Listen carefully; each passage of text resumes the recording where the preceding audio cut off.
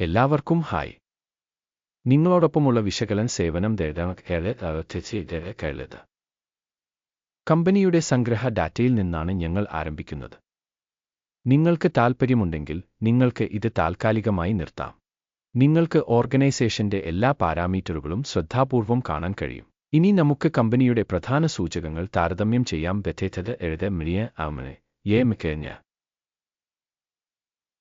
2025 April 1 വിവരങ്ങളുടെ അടിസ്ഥാനത്തിലാണ് അവലോകനം.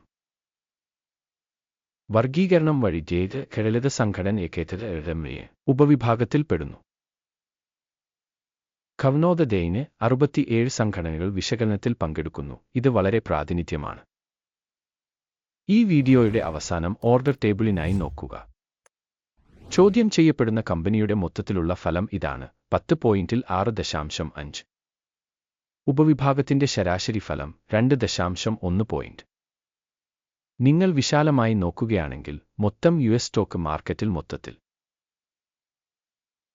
മൊത്തം സ്റ്റോക്ക് മാർക്കറ്റിന്റെ ശരാശരി സ്കോർ 1.9 പോയിന്റാണെന്ന് നമുക്ക് കാണാൻ കഴിയും. കമ്പനിക്ക് 6.5 എന്ന സ്കോറിനെതിരെ ഒരു കമ്പനിയുടെ ഓഹരികളുടെ വിലനിലവാരം താരതമ്യം ചെയ്യുന്നു. ഉപവിഭാഗം ഓഹരികളും. 12 മാസത്തിലേറെയായി കമ്പനിയുടെ ഓഹരികൾ ഞങ്ങൾ കാണും. 22.3% മാറ്റം കാണിച്ചു. 55.7% ഉപവിഭാഗത്തിലെ വില മാറ്റത്തിന് എതിരാണ്. ഇത് കൃത്യമായി ഒന്നും പറയുന്നില്ല, പക്ഷേ ഈ വസ്തുത മനസ്സിൽ സൂക്ഷിക്കേണ്ടത് ആവശ്യമാണ്. കമ്പനിയുടെ വിപണി മൂലധനം $3.14 ബില്യൺ. ഉപവിഭാഗത്തിന്റെ മൂലധനം $365 ബില്യൺ ആണ്. 0.861% വിഹിതമാണ്. ഇത് ഉപവിഭാഗത്തിലെ ചെറുകിട കമ്പനികളിൽ ഒന്നാണ്. കമ്പനിയുടെ ബാലൻസ് ഷീറ്റ് മൂലധനം $3.37 ബില്യൺ ആണ്.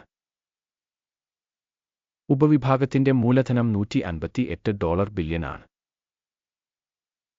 2.132% വിഹിതം. വിപണിയുടെയും പുസ്തക മൂല്യത്തിന്റെയും അധിനിവേശ ഓഹരികൾ താരതമ്യം ചെയ്യുന്നതിലൂടെ നമുക്ക് ഇനിപ്പറയുന്നവ കാണാൻ കഴിയും. അധിനിവേശ വിഹിതം വിനിമയ മൂല്യം വിലയിരുത്തുമ്പോൾ ഒരു ഉപവിഭാഗത്തിൽ 0.861%. പുസ്തക മൂല്യം 2.132%. വിപണി മൂല്യത്തിന്റെ വിഹിതത്തേക്കാൾ 148% കൂടുതലാണിത്. കമ്പനിയുടെ മാർക്കറ്റ് ഷെയറിന്റെ വിലയിരുത്തലും ഉപവിഭാഗത്തിന്റെ ബാലൻസ് ഷീറ്റ് ക്യാപിറ്റലൈസേഷനും നല്ലത്. 1 പോയിന്റ്. സ്ഥാപനത്തിന്റെ കടങ്ങൾ $1.418 ബില്യൺ ആണ്. പുസ്തക മൂല്യത്തിലേക്കുള്ള കടം മൂലധനത്തിന്റെ 42.1%. കമ്പനിയുടെ കടബാധ്യതകളുടെ നിലവാരത്തെ അടിസ്ഥാനമാക്കിയുള്ള സ്കോർ നല്ലത്. 1 പോയിന്റ്. കമ്പനിയുടെ വിപണി മൂല്യവും ലാഭവും തമ്മിലുള്ള അനുപാതം 11.6 ആണ്. 30.1 എന്ന ഉപവിഭാഗ ശരാശരിയിൽ ഇത് ഉപവിഭാഗ ശരാശരിയേക്കാൾ 61% കുറവാണ്. ഉപവിഭാഗത്തിലെ കമ്പനികളുമായി താരതമ്യപ്പെടുത്തുമ്പോൾ എക്സ്ചേഞ്ച് വില അതിന്റെ ലാഭത്തിലേക്കുള്ള വിലയിരുത്തൽ വളരെ നല്ലത്. 2 പോയിന്റുകൾ. കഴിഞ്ഞ 12 മാസത്തെ ലാഭം $270 മില്യൺ ആണ്. വരുന്ന 12 മാസത്തെ ഭാവി വരുമാനം $424 മില്യൺ ആണ്. ഇത് നിലവിലെ സമയത്തേക്കാൾ 57.1% കൂടുതലാണ്. ഉപവിഭാഗത്തിലെ കമ്പനികളുമായി താരതമ്യപ്പെടുത്തുമ്പോൾ പ്രവചിക്കപ്പെട്ട ഭാവി ലാഭ സൂചകത്തിന്റെ വിലയിരുത്തൽ നല്ലത്. 1 പോയിന്റ്. കമ്പനിയുടെ മൂല്യവും വരുമാന അനുപാതവും 2.1 ആണ്. ഉപവിഭാഗ ശരാശരി 3.7 ആണ്. ഇത് ഉപവിഭാഗ ശരാശരിയേക്കാൾ 43% കുറവാണ്. ഉപവിഭാഗത്തിലെ കമ്പനികളുടെ സൂചകങ്ങളുമായി താരതമ്യപ്പെടുത്തുമ്പോൾ അതിന്റെ വരുമാന സൂചകവുമായി വിപണി വിലയുടെ വിലയിരുത്തൽ നല്ലത്. 0.5 പോയിന്റ്. കഴിഞ്ഞ 12 മാസത്തെ വരുമാനം $1520 മില്യൺ ആണ്. വരുന്ന 12 മാസത്തെ ഫോർവേഡ് വരുമാനം $2,380 മില്യൺ. ഇത് ഇപ്പോഴുള്ളതിനേക്കാൾ 57% കൂടുതലാണ്. ഉപവിഭാഗത്തിലെ സൂചകങ്ങളുമായി താരതമ്യപ്പെടുത്തുമ്പോൾ പ്രതീക്ഷിക്കുന്ന ഭാവി വരുമാന സൂചകങ്ങളുടെ വിലയിരുത്തൽ നല്ലത് 1. മാർജിൻ 17.8%. ഉപവിഭാഗത്തിന് ശരാശരി 12.4%.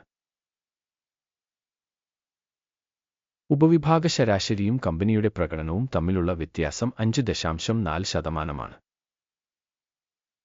ഉപവിഭാഗത്തിലെ കമ്പനികളുടെ സൂചകങ്ങളുമായി താരതമ്യപ്പെടുത്തുമ്പോൾ വിൽപ്പന ലാഭത്തിന്റെ വിലയിരുത്തൽ നല്ലത് 0.5. ഉപവിഭാഗത്തിലെ ജീവനക്കാരുടെ എണ്ണത്തിന്റെ അടിസ്ഥാനത്തിൽ കമ്പനിയുടെ വിഹിതം 0%. ഇത് മാർക്കറ്റ് ക്യാപിറ്റലൈസേഷന്റെ ഒരു വിഹിതത്തേക്കാൾ കുറവാണ്. ഈ വസ്തുത സ്ഥാപനത്തിന്റെ വിപണി വില കാണിക്കുന്നു. ഓർഗനൈസേഷന്റെ ഓരോ ജീവനക്കാരന്റെയും വിപണി മൂലധനത്തിന്റെ തുക $0,000 തുല്യമാണ്. ഉപവിഭാഗത്തിൽ $3,529,000.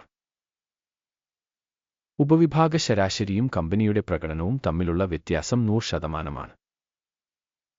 ഉപവിഭാഗത്തിലെ കമ്പനികളുടെ സൂചകങ്ങളുമായി താരതമ്യപ്പെടുത്തുമ്പോൾ ഒരു ജീവനക്കാരന്റെ വിപണി മൂലധനത്തിന്റെ അളവ് വിലയിരുത്തൽ സഹിക്കാവുന്നത് -0.5. കമ്പനിയുടെ വ്യക്തിഗത ജീവനക്കാരന്റെ ലാഭം $0,000. ഉപവിഭാഗത്തിലെ ശരാശരി $117,200. ഉപവിഭാഗത്തിനും കമ്പനിയുടെ സൂചകങ്ങൾക്കും ശരാശരി തമ്മിലുള്ള വ്യത്യാസം 100%. ഉപവിഭാഗത്തിലെ കമ്പനികളുടെ സൂചകങ്ങളുമായി താരതമ്യപ്പെടുത്തുമ്പോൾ ഒരു ജീവനക്കാരൻ ലാഭത്തിന്റെ വിലയിരുത്തൽ സഹിക്കാവുന്ന 0 പോയിന്റുകൾ.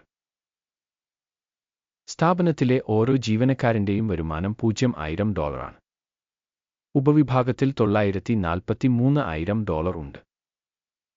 ഉപവിഭാഗ ശരാശരിയും കമ്പനിയുടെ പ്രകടനവും തമ്മിലുള്ള വ്യത്യാസം 100%.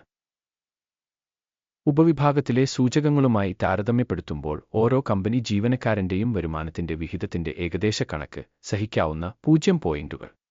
ഹ്രസ്വ ഇടപാടുകളുടെ അളവ് 6.5%-ന് തുല്യമാണ്. ഉപവിഭാഗത്തിന് ശരാശരി 1.8%. ഇതാണ് ഒരു ചെറിയ ഞെക്കലിന്റെ മൂല്യനിർണ്ണയം. സൂചകം Y14 കമ്പനിക്ക് 53% നിലവാരം കാണിക്കുന്നു. ഉപവിഭാഗത്തിൽ ഈ നില 66%. സാങ്കേതികമായി ഉപവിഭാഗത്തിലെ ഓഹരികൾ വിലയേക്കാൾ ഉയർന്നതാണ്. കമ്പനിയുടെ നിലവിലെ ഓഹരി വില ഏകദേശം $6.87 ആണ്. കമ്പനിയുടെ ഓഹരികളുടെ സമവായ വില ലക്ഷ്യം ഏകദേശം $7.79 ആണ്. നിലവിലെ എസ്റ്റിമേറ്റും സമവായ പ്രവചനവും തമ്മിലുള്ള വ്യത്യാസം ഏകദേശം 13%. നിങ്ങൾക്ക് ലഭ്യമായ ഓർഡർ ടേബിൾ നോക്കാം. അതിലേക്കുള്ള ഒരു ലിങ്ക് പിൻ ചെയ്ത കമന്റിൽ. വിവരങ്ങളും റഫറൻസ് മൂല്യനിർണ്ണയ സംവിധാനവും ഈ സീസണിൽ എടുത്ത എല്ലാ തീരുമാനങ്ങളും ഓർഡർ പട്ടികയിൽ അടങ്ങിയിരിക്കുന്നു. ഓർഡർ ടേബിളിലേക്കുള്ള ആക്സസ് തികച്ചും സൗജന്യവും തുറന്നതുമാണ്. പിൻ ചെയ്ത കമന്റിലെ ലിങ്ക്. വിശകലനത്തെ അടിസ്ഥാനമാക്കി വിവരങ്ങളും റഫറൻസ് വിലയിരുത്തൽ സംവിധാനം ഇനിപ്പറയുന്ന തീരുമാനം എടുക്കുന്നു. $6.88 എന്ന വിലയിൽ ഒരു വാങ്ങൽ വ്യാപാരം തുറക്കുക. കമ്പനിക്ക് താരതമ്യേന ഉയർന്ന മൂല്യമുള്ളതിനാലാണ് ഓർഡർ തുറന്നത്.